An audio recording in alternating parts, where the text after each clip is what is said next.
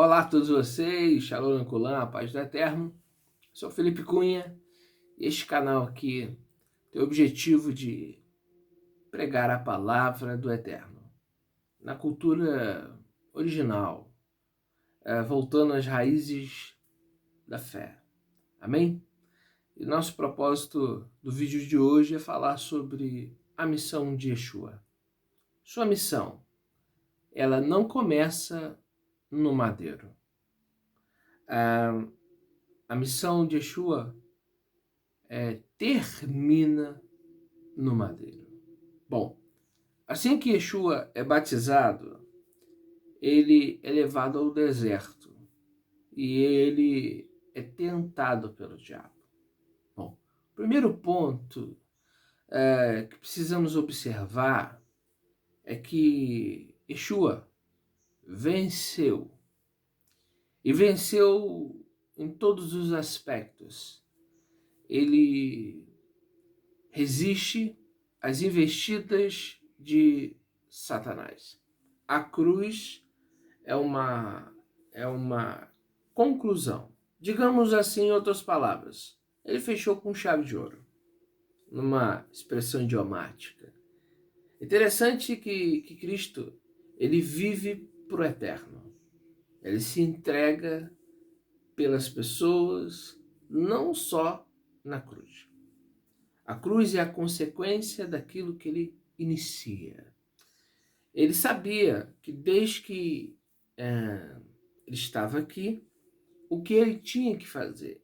E aquilo que ele tinha que fazer geraria nele uma consequência. Deixa eu dizer algo para você. Cristo foi o madeiro. Muitos dizem, ele morreu pelos nossos pecados, e creio, sobre si levou as nossas iniquidades, acredito. Mas veja só, se Cristo não vem pregar as boas novas, o mundo não teria recebido o conhecimento. Estou no Brasil, nós não teríamos uma Bíblia nas mãos para sabermos sobre o Deus de Israel. Então a missão de Cristo é levar o conhecimento do Deus único, o Deus de Israel. Tanto é que ele é inicialmente o quê? Mensageiro. Ele prega a palavra de Deus. Ele anuncia, ele passa 3 anos e meio ensinando discípulos que ele chama para quê? Para estar ensinando as palavras de Deus, do Eterno, bendito seja o nome dele. Então fica evidente, Yeshua venceu a tentação de Satanás, venceu o Yitzhará, porque ele nasce num corpo humano, e quem nega que ele nasceu como um ser humano comum é o anticristo, diz o livro de João. Então, cremos que ele veio em carne, vivia em um corpo corruptível, porque senão não faz sentido nenhum ele ter vencido. Se ele desce da terra como Deus, ele tem então uma genética totalmente diferente de um ser humano comum. Então, como ele vai vencer o pecado se o corpo dele não é tentado? Só pode ser tentado porque está num corpo a ser tentado, em um recipiente a ser tentado. Então, temos que entender que Cristo venceu porque ele veio em carne. Ponto. Então ele vence as tentações. O Yitzhará, ele tinha Yitzhará? Tinha, mas venceu o Yitzhará. Ele é o primeiro da ressurreição. Através dele também seremos ressuscitados. Um texto interessante que eu estava lendo é quando Paulo vai se defender diante dos judeus. No versículo 16 do capítulo 22, ele vai dizer assim: Ananias disse para Paulo: E agora, levanta-te, e agora porque te demora, levanta-te e recebe o batismo e lava os teus pecados, invocando o nome dele. Essa palavra invocando é uma junção de 2 palavras gregas, que significa o quê? Significa, estou aqui com a Bíblia, o texto grego, significa por cima clamar. Aí o texto coloca invocar. Colocar um nome. A palavra aqui grega é a palavra epikaleomai. epikaleomai, colocar um nome, dar um sobrenome, deixar-se dar um sobrenome, receber o sobrenome de outra pessoa, depositar algo sobre alguém, clamar sobre ou contra alguém. Então, o que quer dizer? Invocando o nome de Yeshua para cima dele, lavar os pecados, diz Ananias, lavar os pecados, invocando o nome dele. Ele seria imerso, clamando o nome de Yeshua. A pergunta é, o que significa a palavra Yeshua? Yeshua significa Hashem, Yud Hei Vav Hei, salva. Então o nome Yeshua significa salvação do Eterno. O Eterno salva. É simples de entender. Paulo está clamando a salvação que vem de Hashem. O perdão que vem de Hashem. Quem é Hashem? O Criador. Yahuwah. Clamando Yeshua, invocando o nome de Yeshua. Então Yeshua recebe o nome que significa o quê? Qual o significado da palavra Yeshua? Yahuwah salva. O Eterno salva. O Criador salva. Paulo está clamando pelo perdão do Pai. Pela salvação do Pai, que foi através de Yeshua. O que eu quero dizer é o seguinte, algumas pessoas olham para a cruz como se a morte dele fosse a obra redentora. Só que se Cristo não passa nos testes, por exemplo, capítulo 4 de Matitiahu, ele é tentado por Satanás. E alguém só pode ser tentado se essa pessoa possa vir a ser pecar, a vir pecar. Por exemplo, ninguém pode tentar a Deus, porque Deus não pode vir tentar, Deus não pode fazer o que é errado. Se Yeshua foi tentado, é porque ele podia errar. Irmão, porque senão a tentação não faz sentido. A tentação só tenta pessoas que podem ter uma natureza defeituosa. Yeshua veio em carne, lembre-se disso. Diz assim, a seguir foi levado pelo Espírito do Pai, Rua, ao deserto para ser tentado, provado pelo diabo. E o texto vai dizer, ele jejua. Veja que ele não é tentado pelo diabo sem jejuar. Por que ele precisou jejuar? Pare para pensar comigo. E diz assim, o tentador, se és o Filho de Deus, manda que essas pedras se transformem em pães. E aqui o diabo vai tentar ele. E depois o texto vai dizer que o diabo deixa, em outro texto vai dizer até o tempo oportuno, até uma outra oportunidade. Então, Yeshua foi tentado durante toda a sua vida. Todas as oportunidades que o diabo teve, o que não estão registrados na Bíblia, Yeshua foi tentado por diversas vezes para não chegar a concluir o seu chamado, que não é só na cruz, desde que ele pisa aqui na terra. Então, o que Cristo fez? Primeiro, ele teve que suportar, ele teve que vencer os instintos desta natureza. Bom, eu vou entrar numa área um pouco delicada para tentar trazer uma explicação aqui. Vou tentar resumir. Os anjos, no Gênesis 6, os sentinelas, o livro de Enoque vai dizer, um livro que não entrou no cânon católico, ou no cânon protestante, e nem no cânon judaico. Não sei porquê, mas Pedro fala um pouco sobre isso e Judas nas suas cartas. Então era um livro lido na época de Yeshua. Mas veja só, o livro de Enoque vai dizer que os sentinelas, que eram anjos guardiões, eles foram até Hashem e disseram para Hashem assim, soberano, o homem está pecando, o homem que tu criaste está se tornando mal a cada dia, deixe-nos entrar no mundo fisicamente, que nós santificaremos o teu nome. Permita-nos entrar no mundo físico. Então o Eterno disse, vejo que vocês, se entrarem no modo físico, no mundo físico, vocês vão ficar piores que o homem, se tornarão piores do que os homens. Os anjos então disseram, não, nós vamos e mostraremos à raça humana como é santificar o seu nome. Em outras palavras, nós vamos converter a raça humana. Vamos fazer eles verem o que é servir o Senhor. Porque o homem estava indo de mal a pior. Eles queriam, então, ser redentores dos homens nesse requisito. Então Hashem permitiu, porque a intenção deles era o quê? Vamos entrar lá e vamos ensinar os homens a não pecarem, a santificar o nome de Hashem. Esses anjos foram permitidos e quando eles entram no mundo, eles tomam uma natureza pecaminosa, que é o Yetzer Hara. E quando eles olham as mulheres, eles se apaixonam e amam muitas mulheres, tomam para si várias mulheres e começam a gerar filhos, desobedecendo ao pacto inicial, ao que eles disseram para Hashem.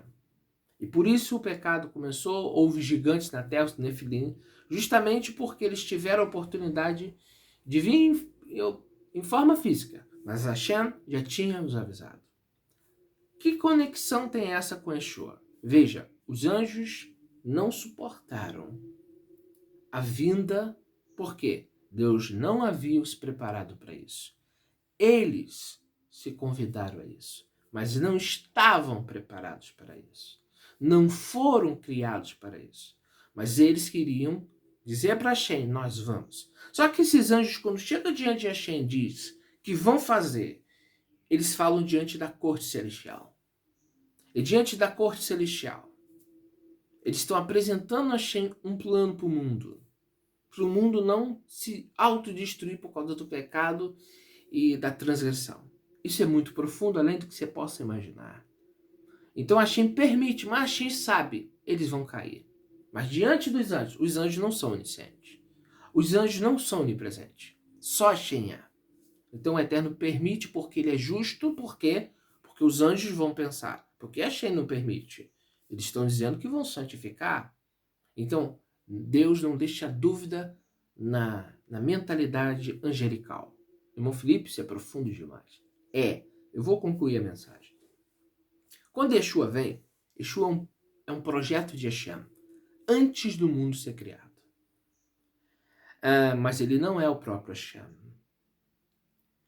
Não é. Não sabemos exatamente como foi a sua existência, de que forma, não vou entrar em questão aqui. Mas que ele já estava nos céus com Hashem, as Escrituras nos dão alguns textos para acreditarmos. Eu estou falando de algo, eu estou falando aqui em algumas partes, coisas abstratas, coisas filosóficas, mas algo que tem conexão. Se analisarmos, Yeshua foi um projeto de Hashem antes do mundo ser criado. Isso é uma tese, tá? Estou falando em tese. Porque é algo abstrato. Não tem como provar, não tem como pegar registros, não tem como apresentar escrituras, então não tem como mostrar um vídeo, não tem como provar isso aqui. Então é abstrato, é conjectura, mas é algo interessante que eu quero passar para vocês sobre a obra redentora de Yeshua. Yeshua foi um projeto não só para morrer na cruz. Não. Yeshua foi um projeto para vencer a natureza humana. Chega a se ter a tese, estou falando em tese novamente, que Yeshua é uma das estrelas alva do livro de Jó. Jó vai falar das estrelas da alva. Acredita-se que, antes do mundo cair, Satã, Samael, também era uma estrela da alva. Por isso que lá no Apocalipse, Yeshua fala, resplandecente estrela da manhã. Eu tenho algo muito profundo. Você sabia que Satanás é tido como, em Isaías e Ezequiel, como a estrela da alva? A estrela da alva que no latim foi traduzido por Lúcifer. Lúcifer não é um nome, pessoal. Lúcifer não é um apelido. Lúcifer é o portador da luz. A mesma palavra que no Novo Testamento retrata Yeshua falando, eu sou a resplandecente estrela da manhã. É a mesma palavra. Então, veja que interessante. É possível que antes do pecado adentrar no meio dos anjos e no mundo, existia um sistema totalmente compacto, integral, de Hashem e sua criação. E lá estava Yeshua, e lá estava Satanás. Mas ainda era Samael, um anjo portador da luz. Yeshua também seria, então, essa estrela da alva. Bom, os destaques dos céus. Eu sei que é um pouco difícil você aderir a isso, é um pouco filosófico, mas é algo muito interessante porque vou deixar para você meditar, você pensar, não acreditar em mim, mas pense, analise, investigue. Isso baseado nesses anos de estudo, né, nos textos hebraicos, textos gregos, na cultura judaica, em tudo que eu pude estudar para trazer informações para vocês. Yeshua, então, ele é um projeto de salvação antes do mundo ser criado, porque Hashem, ele conhece o futuro, ele sabia que o homem ia se desviar e tudo ia acontecer. Então Yeshua foi trabalhado. O cristianismo insiste em dizer que Yeshua é o próprio Pai, mas o próprio Yeshua falou que não é o próprio Pai. O próprio Yeshua disse, eu não sou bom, bom é meu Pai. Bom é Deus. Yeshua deixa claro que Deus é um em Marcos 12, 28, 29. Hashem é um. Então Yeshua, quando pisa aqui na Terra, é o primeiro passo. Ele vai cumprir uma missão. Então a missão de Yeshua não é fácil. Ele tem que vencer a natureza, o Yitzhará. Ele tem que pregar o evangelho. Ele vai contra um sistema corrupto, um sistema sacerdotal corrompido, um sistema sacerdotal já cheio de falhas, cheio de erro, corrupto, enfrenta uma organização da época que existia no templo. Infelizmente, irmãos, eu tenho que usar essa linguagem. Yeshua luta contra um sistema e vai até a cruz. Então, quando falamos de obra redentora de Yeshua, nós falamos da vida de Yeshua, não só da morte. Porque a morte é o fim. A morte de Yeshua dura desde que ele foi pego em 14 de Nissan, na noite, na madrugada, até o outro dia. Meio-dia, 3 horas da tarde, ele está morto. Um dia? Não. Yeshua viveu os 33 anos da sua vida com o chamado de Hashem. Com 3 anos, ele vai pregar o evangelho. Mas nos 30 anos, ele viveu a Torá. 30 anos que não estão registrados na Bíblia, mas que ele viveu a Torá. Então ele venceu o Yitzhará. Ele venceu os desejos que aqueles anjos, os sentinelas, não conseguiram. Por quê? Eles não eram um projeto de redenção. O projeto de redenção é Yeshua. Então quando se fala sobre a salvação vinda de Yeshua, você precisa entender o seguinte. Yeshua traz sobre ele responsabilidades, cumpre desígnios de Deus, projetos de Deus. Tanto que Paulo e o próprio Pedro vai dizer, ele foi escolhido por Hashem para ser juiz dos vivos e dos mortos. Aí nós começamos a entender um quebra-cabeça que tem na Bíblia. E Yeshua diz, todo o poder me foi dado nos céus e na terra, autoridade. Por isso ele é chamado de Elohim, título de juízo, autoridade de juízo. Elohim é um título de juiz nas Escrituras. Já vai para 19 minutos e eu teria muito mais para falar aqui sobre a vida de Yeshua e sua obra redentora. A obra redentora dele não foi só na cruz.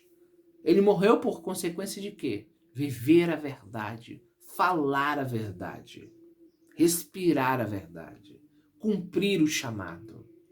Então, quando falamos que a salvação veio através de Yeshua, pelo projeto que ele foi nas mãos de Hashem. O Eterno usa ele como o quê? Como Salvador. Se ele não traz a palavra, como as pessoas iam conhecer Hashem? O próprio o Mashiach disse assim, eu revelei o seu nome, Pai, aos meus discípulos. Então, as coisas do reino foram faladas para o Talmidim. O Espírito Santo foi concedido através da fé. Por quê? Porque o nome de Yeshua significa salvação de Yahweh. A salvação de Yahweh. Por isso, quando Paulo fala de Yeshua, ali no texto dizendo, invocando o nome de Yeshua, está invocando Yeshua que veio aqui na terra e viveu uma vida de redenção. Por quê? Porque através da vida dele, não só da sua morte. Então não olhe só para derramamento do sangue de Yeshua. Olhe pela pessoa que ele foi e que ele é. Creio eu que a morte de Yeshua teve um benefício? Teve, porque a sua vida beneficiou o mundo. Porque se temos Bíblia hoje, fala-se quem levou as nações às Escrituras. Ainda que no nome latim, um nome aportuguesado, um nome totalmente adaptado. Hoje eu, na fala portuguesa, sei falar o nome de Hashem e sei falar o nome do Mashiach. Por quê? Porque através da pregação do Evangelho, o mundo conheceu e tem conhecido a palavra. Então, não é só a morte de Cristo, mas a sua vida é significativa para a sua vida. Veja que Yeshua vence a carne, nos concede o Espírito Santo, porque acreditamos que Deus usou Yeshua como um vaso nas mãos. Hashem molda Yeshua. Yeshua nasce para esse objetivo. Vem numa carne humana, pecaminosa, porque se você falar o contrário, você está indo contra as Escrituras, que diz que ele veio em carne. Se ele veio em carne, ele tinha a mesma carne que eu e você. Sentia fome, sentia sede, sentia dor e sentia desejo. Porque se ele não sentisse desejo, ele não ia comer. Se ele não sentisse vontade, ele não dormia, se ele não fosse um humano. E nós vemos, é evidente, que ele era um humano. Ele era um ser humano. Existe muita filosofia que não nos dá respaldo para conjecturas ou para tese. Vai além daquilo que eu posso ir. Então, eu prefiro chegar ao máximo, ao nível da compreensão e que eu posso passar aqui para vocês. Quando se fala em obra redentora, não se fala apenas da morte.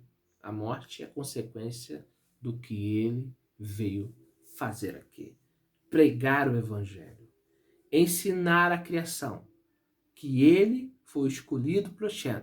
Tanto que os demônios olham para ele e dizem: tu és o santo de Deus. O que é o santo de Deus? O separado de Deus. Aquele que estava lá esperando para cumprir esta obra. Enoque fala isso no seu livro. Um semelhante ao Filho do Homem. Estava guardado nos céus. Desde o início. Para quê? Para, em certo momento da raça humana, da história, vir, ensinar os homens a palavra, ensinar o caminho de Hashem, conceder a Ruach HaKodesh e fazer o homem ter a oportunidade e ter a capacidade de também vencer. Ele vence para vencermos. Isso que as pessoas não entendem. As pessoas acham que é mágica, e não é mágica. Não é uma oração que te faz ser, mas sim aquele projeto na vida de Yeshua que Hashem fez e que Yeshua executou, Deus agora executa em você. Você para de pecar porque Hashem te deu capacitação, te deu o Espírito Santo, você tem uma vida redentora através do quê? Da presença de Hashem na tua vida. Mas vemos que Cristo primeiro foi o primeiro. Por isso que Paulo usa a linguagem do Adão Rishon, né? Adão Rishon, o primeiro Adão, e também o segundo Adão. Por quê? Porque o segundo veio ensinar, o segundo veio praticar, o segundo veio vivenciar. E através do segundo Adão, que é Yeshua, podemos também viver e chegarmos ao ponto que Hashem quer. Viva para o Eterno. Que o Eterno nos abençoe. Então você que é pecador, invocando o nome de Yeshua, você vai vencer. Invocando o nome de Yeshua, você está invocando o nome de Hashem. Porque significa Yeshua, Hashem salva, o Eterno salva, Yahweh salva. Salvação de Yahweh. Quando você invoca o nome de Yeshua, você invoca o Criador. Quando o Criador ouve este nome, você invocando, ele logo se recorda da aliança, logo se recorda do quê? Do chamado de Yeshua, do que Yeshua fez, do que Yeshua praticou, do que Yeshua vivenciou e do que Yeshua é em nossas vidas. Pelo mérito de Yeshua. Uma questão totalmente judaica.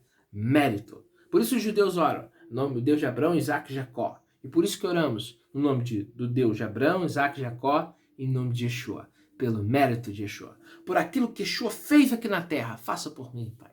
Por tudo aquilo que Yeshua fez aqui na terra. Pregar o evangelho, abraçar os pobres, cuidar dos necessitados. Tudo isso Yeshua fez. Cuidou de pessoas que eram separadas da comunidade. Perdoou. Fez, abraçou a causa. Yeshua, ele era carismático, ele era companheiro, ele era amigo fiel, ele abraçava, ele cuidava, ele exercia o chamado de Hashem. Quando Hashem ouve o nome Yeshua, quando você clama pelo mérito dele, não só pela morte, pela sua vida, por aquilo que ele é. E Hashem ouve o meu escolhido. Estão clamando no nome do meu escolhido. Estão clamando no nome daquele que eu separei, designei. Estão clamando, vou ouvir pelo mérito. É pelo mérito de Yeshua. Por causa da sua vida. Eu teria muito mais para falar. Mas fico por aqui. Até uma segunda parte, se Hashem assim nos permitir. Quis trazer um pouco de entendimento para você. Quem é Yeshua de verdade? Yeshua não é uma trindade. Yeshua é um escolhido. Yeshua tem um chamado. Vai cumprir. E Paulo vai dizer lá em 1 Coríntios 15, 27, que no fim de tudo, depois de ele exercer todo o plano divino, ele devolve ao Pai o reino. E Hashem será um sobre todos. Olha que maravilhoso. Ele é o governador de toda a terra. Ele é aquele que está exercendo total autoridade, como Yosef fez no Egito. Olha que magnífico. Hashem, pelo mérito de Yeshua, faz para a sua vida. Que o Eterno te abençoe, te ilumine e te faça entender as grandezas do reino. Vale a pena compartilhar esse vídeo? Compartilha. Um grande abraço, amigos da Teshuvah.